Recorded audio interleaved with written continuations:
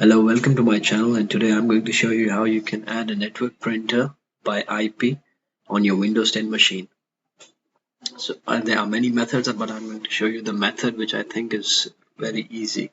So for that you have to go to the start, click on start and write control to find the control panel. Once you find the control panel, click on it.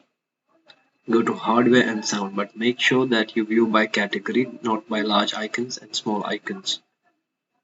So it's by category, and we'll click on hardware and sound. Here we'll click on devices and printers, and here on top left add a printer. It will open a window and start searching for the devices. We click on the printer that I want isn't listed, and we'll select add a printer using TCP IP address, as we are going to find the printer by IP address, and we click next.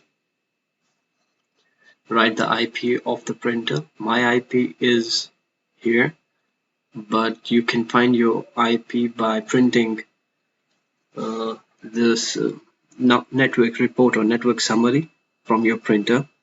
Please check on the query the printer and automatically select the driver to use. So it will automatically select the driver to use and click next. Name your printer. I named it home here. You can name it anything else. Click next, and do not share this printer. If you wish to share it via your PC, then you can click on share this printer, but I do not wish to do that, so I will not share it. Next, and set as default printer test page, and finish. And there you go, it is added to our system, and that is how it is done. Thank you for watching this video. Please like and subscribe if you find my videos helpful.